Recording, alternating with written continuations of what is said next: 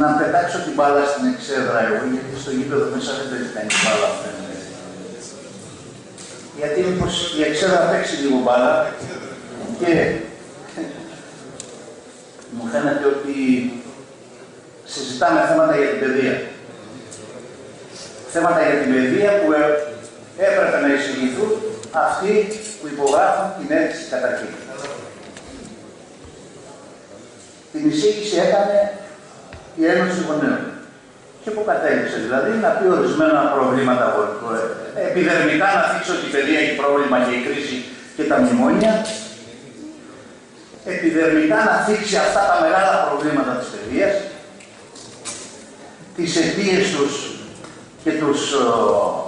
και τους στόχους που δημιουργούν αυτά τα προβλήματα, που στοχεύουν δηλαδή αυτές οι αλλαγές, και να καταλήξει ότι θα είναι πολύ καλό, και το δέχτηκε ο Δήμαρχος, να γίνεται μια φορά το χρόνο μια επέτειος για συζήτηση θεμάτων παιδείας, όπως είναι η γιορτή της μητέρας, όπως είναι... Και ο Δήμαρχος το δέχτηκε, γιατί τέτοια συζήτηση να γίνεται, τίποτα δεν τον βλάφτει στην πολιτική που ακολουθεί. Θα ήταν λοιπόν καλό η αίτηση ή το θέμα όπως ορίσατε και όπως ορίσατε τις διαδικασίες και την τροπή που έχει πάρει η κουβέντα, να γράψετε θέματα σχολείων. Και εγώ έκανα περιοδίες στα σχολεία και αυτά τα θέματα θα μπορούσα να τα βάλω και στη Σχολική Επιτροπή και θα τα βάλω. Θα μπορούσα να τα βάλω και στο Δημοτικό Συμβούλιο και θα τα βάλω. Έτσι, συζητήθηκαν και εδώ και με τη λήξη της περσινής σχολικής χρονιάς όλα αυτά τα θέματα από τους διευθυντές είχαν διατυπωθεί είχαν διατυπωθεί για τη λύση τους. Η απάντηση ήταν ότι δεν έχουμε λεφτά. Και εδώ εκφράζεται, εγώ θα έλεγα, εδώ είναι το απάβγασμα της πολιτικής που ακολουθεί η πλειοψηφία του Δημοτικού Συμβουλίου και η Δημοτική Αρχή στη φράση του Δημάρχου. Είχαμε περικοπές κατά 60% των κάτω. Και γι' αυτό δεν μπορούμε να κάνουμε αυτά που κάνουμε. Δηλαδή, αυτό που κάνουμε τώρα και που συζητάμε τόση ώρα εδώ όλοι, είναι πώς θα διαχειριστούμε την κρίση έτσι ώστε όλοι εμείς οι φτωχοί μήπως κάπου βολευτούμε. Δεν βολευόμαστε πουθενά. Αν δεν συζητήσουμε τα μεγάλα προβλήματα της παιδείας, αν δεν συζητήσουμε, αν οι γονείς δεν έρχονται εδώ να λένε γονεϊκό κίνημα και το γονεϊκό κίνημα να εξαντλείται στο να κάνει εκλογές ο Σύλλογος και να βγάζει ένα διοικητικό συμβούλιο και να λέει να καθαρίσει, θα το λέει και αυτό και θα πιέζει. Και καλά έκανε το πρώτο δημοτικό που ήρθε εδώ με τους γονείς και πίεσε να λυθούν τέτοιου είδους προβλήματα. Όμως αν σταματήσει εκεί, του χρόνου θα μας κόψανε άλλο 60% και δεν μπορούμε να ανταποκριθούμε. Τι να κάνουμε, πληρώστε εσείς. Ή θα δώσει αρμοδιότητες στο Δήμο να βάλει φόρους, να μπορέσει να λύσει τα προβλήματα των σχολείων. Ή θα τα ιδιωτικοποιήσει, έτσι πάει. Οι αλλαγές στα σχολεία γιατί γίνανε, δηλαδή πριν τα μνημόνια ήταν καλά τα σχολεία. Πριν τα μνημόνια δεν υπήρχαν σχεδιασμοί για το πού θα πάει η παιδεία. Αυτά που γίνονται τώρα περιγράφονται στη Λευκή Βίβλο αμέσως μετά το Μάστρι. Που περιγράφει την θεσμοθέτηση και την επιδίωξη του κεφαλαίου να φτιάξει σχολεία τέτοια που να φτιάχνει φτηνό εργατικό δυναμικό για τις επιχειρήσεις, να αποκλείει τα παιδιά της εργατικής τάξης από το να σπουδάζουν και να γίνουν επιστήμονες, να αποκλείει την ολόκληρη μόρφωση και δημιουργία του χαρακτήρα του ανθρώπου, του καλού χαρακτήρα του ανθρώπου, να τους έχει όλους απομονωμένους, να τους έχει όλους να πηγαίνουν να επαιτούν για 200 και 300 ευρώ το μήνα δουλειά. Τι είναι το νεολύκειο δηλαδή τώρα και το δείξαμε, σαν να πει εντάξει, πέρασε και αυτός ο νόμος. Πέρασε και αυτός ο νόμος. Καταργεί ειδικότητες από τα υπάρχοντα. Δημιουργεί το χρόνο μάθησης για τζάμπα δουλειά στις επιχειρήσεις. Υποτίθεται ότι θα κάνουμε ψεύσεις. Αυτά δεν πρέπει να συζητήσουμε για την παιδεία.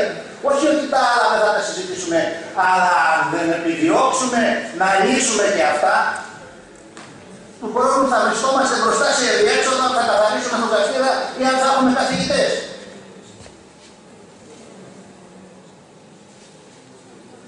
Συζητάμε για τις μεταφορές. Έγιναν οι κινητοποιήσεις όταν κόπηκε η σύντηση. Τώρα συζητάμε για τη σύντηση στα ειδικά σχολεία. Σύντηση πρέπει να βάλουν σε όλα τα σχολεία. με την κατάσταση που υπάρχει. Δεν πληρώνουμε αρκετούς φόρους για να απαιτούμε να αλλάξει η κατάσταση σε όφελός μας. Να αλλάξει η κατάσταση στα σχολεία. Να μας πει ο Δήμαρχος που παρουσιάζει σαν κριτική ότι κόπηκε το 60% του ΡΟΥΤΑ, εάν έκανε διαμαρτυρία γι' αυτό, όχι με τη κινητοποίηση και των Δημάρχων, εάν ζήτησε από την κυβέρνηση να χρηματοδοτήσει την πλήρη λειτουργία, την πλήρη και ασφαλή λειτουργία των σχολείων, εάν ζητά από την κυβέρνηση αμέσως να διορίζονται οι καθηγητές, μόνιμο προσωπικό, όχι ορομίστηκε πότε θα διοριστούν. Πανηγυρίσαμε που πήραμε μετά από 10 χρόνια το καλλιτεχνικό γυμνάσιο Λύκειο και μόλις μπήκανε τα παιδιά μέσα, ζητάνε κοντέινερ, ζητάνε παράγες να μπουν στα προάβλια για να μπορέσουν να καλύψουν, να στεγάσουν τους μαθητές. Γιατί από τις 9 αίθουσες, από τις 15 αίθουσες που χρειάζεται περίπου, έχει 9. Ετοιμάζονται λοιπόν και λέει δεν έχουμε πάρει ακόμη τα προκάτ. Και η αντίληψη του Δημάρχου, όταν πολλές ώρες εμείς έχουμε βάλει το θέμα για τις παράγες μέσα στις οποίες κάνουν τα παιδιά μάθημα, και αν είναι αυτό περιβάλλον για να κάνουν τα παιδιά μάθημα, λέει και καλά είμαστε. Βλέπετε ότι η αντίληψη είναι η διαχείριση αυτής της πολιτικής να είναι τέτοια έτσι ώστε να υπηρετούμε αυτό που υπηρετεί αυτή η πολιτική.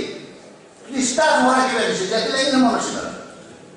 Επομένως, το ζητούμενο όταν συζητάμε εδώ για την παιδεία είναι να ασχοληθούμε και με τα προβλήματα αυτά για να πιέζουμε το Δήμαρχο, και καλά έκανε το πρώτο δημοτικό της Παλαιής και είχε έρθει εδώ και διαμαρτύροντας.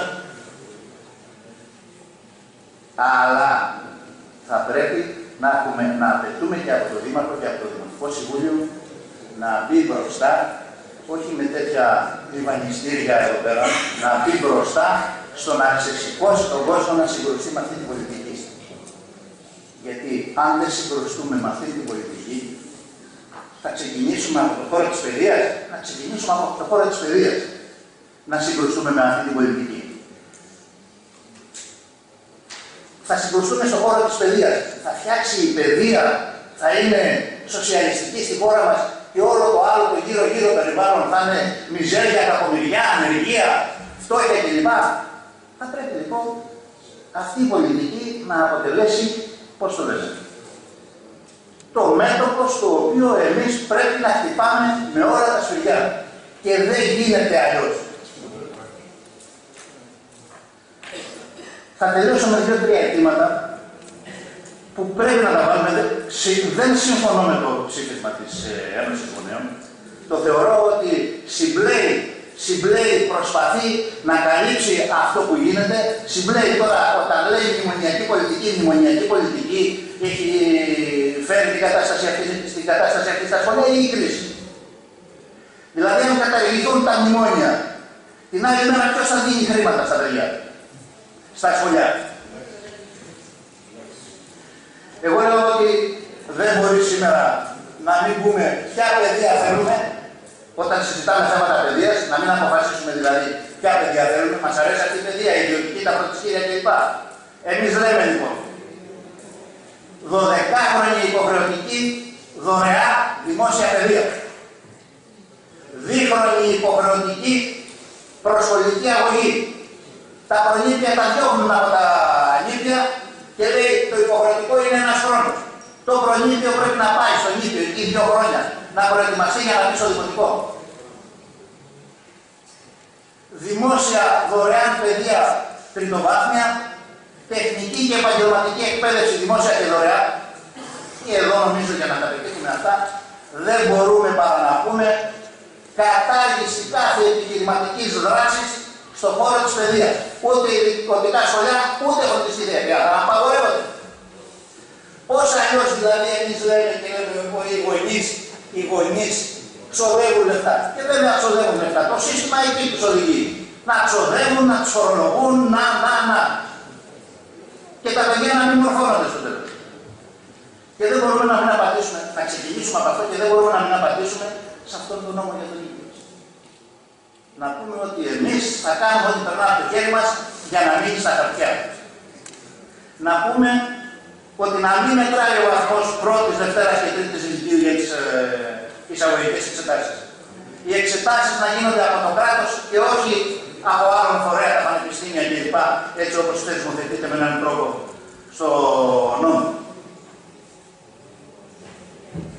Να κατοχυρώνονται τα μαθήματα, να μην μπούμε στις λεπτομέρειες. Όχι στις καταργήσεις των ειδικοτήτων στα ΕΠΑΔ. Όχι στο έτος μαθητείας, στην τζάμπα δουλειά, δηλαδή στις επιχειρήσεις.